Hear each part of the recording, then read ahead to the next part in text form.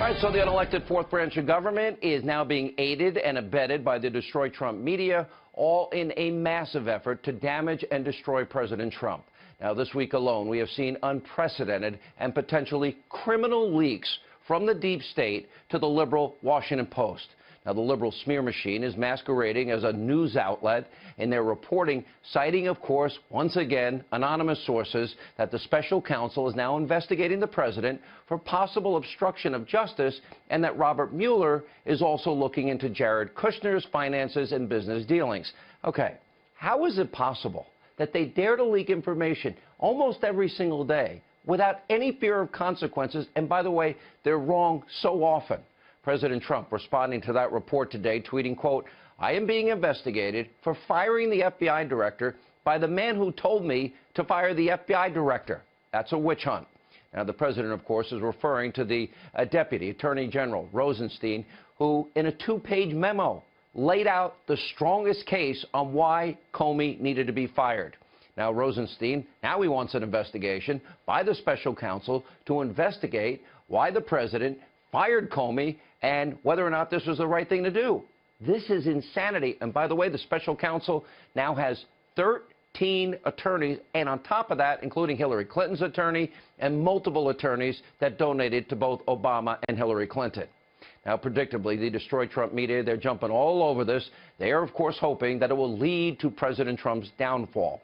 Let me remind you, the Washington Post, ABC News, the New York Times, CNN, NBC, they have all gotten it wrong on this issue. They all, at this point, with the American public, should have zero credibility. So we have to take these latest so-called smoking gun reports, come out late night, every night, with a grain of salt. Last night, the Deputy Attorney General, Rod Rosenstein, he issued this statement about trusting these stories about the, quote, coming out of the fake news media. He said this. He said, "Americans should exercise caution before accepting as true any stories attributed to, quote, anonymous officials, particularly when they do not identify the country, let alone the branch or the agency of government with which the alleged sources supposedly are affiliated. Americans should be skeptical about anonymous allegations." Now, the Department of Justice has a long-established policy to neither confirm nor deny such allegations. You know what? I don't trust any of them at this point. On top of that, James Comey, remember, he testified last week, the media has been so dead wrong when it comes to stories about Russia. And by the way, while all of that is alarming, it proves everything we have been saying on this program. This deep state, this fourth branch of government, as we're calling it, doesn't care about getting the truth to you, the American people. And, of course, the media, they're the willing accomplices. Their goal is the exact opposite here. They are selectively leaking information, intelligence information, that is meant to damage, in this case, the President of the United States of America, which is exactly what we have been seeing now almost on a nightly basis. Here's a perfect example. James Comey told President Trump he wasn't under investigation. Somehow, that's the only one thing that never got leaked to the press. Why? The reason should be obvious. And what's worse is the growing targets for the deep state. They've been successful in totally slowing down the president's agenda, Congress's agenda.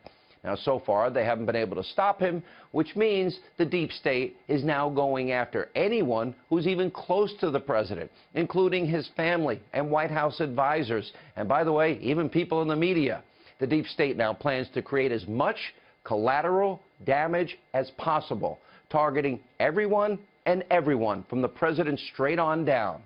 So what we're seeing now is this unelected fourth branch of government looking for retribution, overturning a duly elected election. And by the way, they're not going to stop until this president is either stopped or thrown out of office. Here's the problem. Whoever is leaking this information to the media, they need to be arrested. They need to be prosecuted. Every one of them needs to be put in jail. Why hasn't every Obama holdover been fired? Why have the leakers, not been discovered and arrested at this point? Now, these people have now become a clear and present danger to this country and to you and the things that you care about deeply. Now, because these people now have, of course, done this to the country, well, that raises a lot of questions. Of course, now we have the left and their vicious and vile daily hatred that is now tearing this country apart and creating a climate where what we saw last week is now, in some ways, even encouraged by some.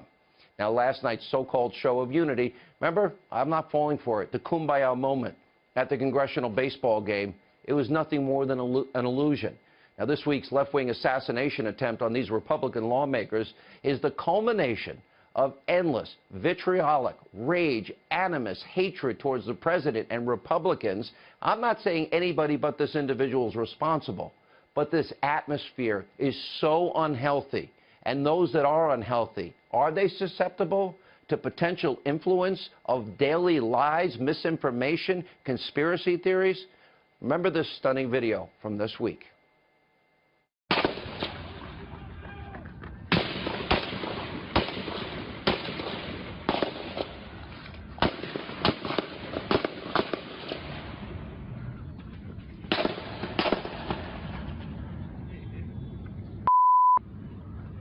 Do we know where he's at?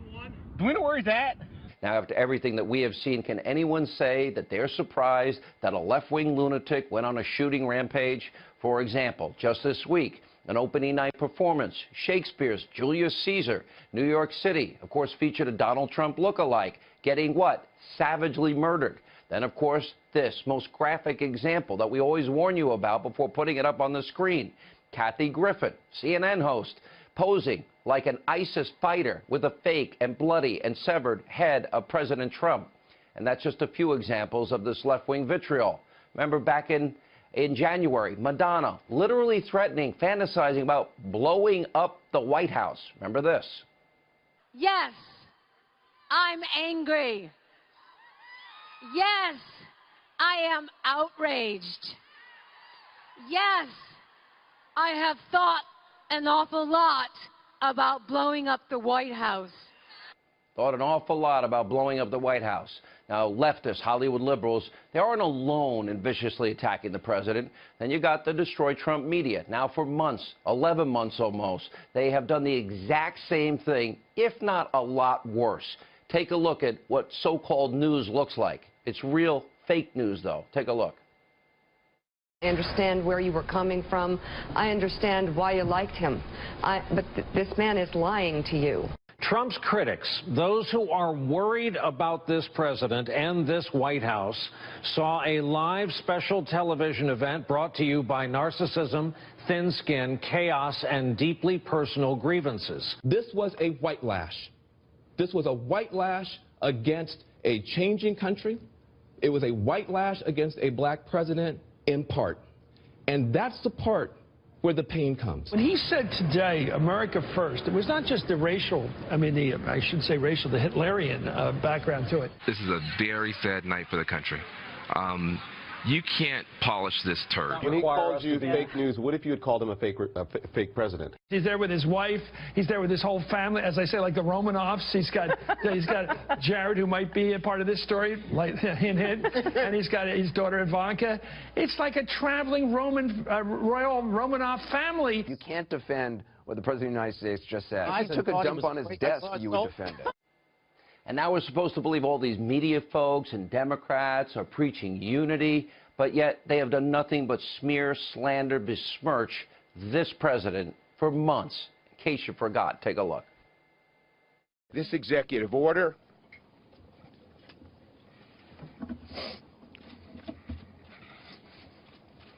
was mean-spirited and un-American. Republican leaders and President Trump don't give a about the people they were trying to hurt. I will fight every day until he is impeached. Impeach 45. Impeach 45. This is a bunch of scumbags. That's what they are. Those are very strong words, organized around making money. We've seen nothing that we can work, well, I can work with President Bush on. And I'm trying really hard to find something positive. This morning he had 3 tweets. I was thinking he was more of a creature that stalked the night, that these things just came out at night like a vampire. And they tweeted these things, but now it's spread to the morning. And after Wednesday's left-wing assassination attempt, the Huffington Post, they had to take down an article calling for the president's execution. Take a look at the headline we showed you last night. Impeachment is no longer enough. Donald Trump must face justice. And here's the subheadline. Impeachment, removal from office are only the first steps for America to be redeemed. Donald Trump must be prosecuted for treason and, if convicted in a court of law, executed. Beyond disturbing. But there are plenty of other examples. Earlier this week, liberal Hollywood actor, left-wing activist Mark Ruffalo, he called on his followers to sign a petition that demands NBC News stop hiring conservatives for on-air positions, white conservatives. We've also seen people like Robert De Niro and Mickey Rourke and Marilyn Manson advocating for violence against this president. And outside of Hollywood, then of course you have groups like Black Lives Matter. What do we want? Dead cops. When do we want them? Now. Pigs in a blanket. Fry them like bacon. Hillary Clinton supported that group. President Obama met with them in the White House. They've been spewing hate for years. And by the way, where was their criticism of Kathy Griffith and our ISIS pose? Take a look at Black Lives Matter. Pigs in a blanket! Fry like bacon! Pigs in a blanket! Fry like bacon! Pigs in a blanket! Fry like bacon!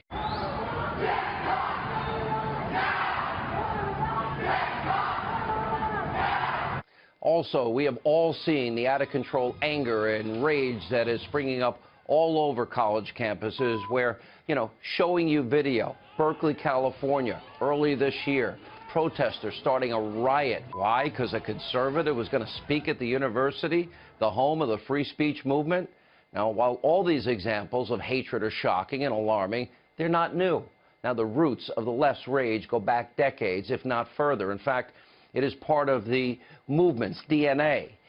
Groups like the May Day labor movement, the Weather Underground, remember them? Led by Barack Obama's pals, Bill Ayers and Bernardine Dohrn. The Occupy Wall Street movement all started with subscribe to radical, left-wing, hate-filled ideology, advocating for using violence to their advantage in their political objectives. So while the Democrats and the left are putting their hate on pause for 24 hours last night, not even 24 hours, you can bet they're only getting started when it comes to the president, conservatives, Republicans in this country. Here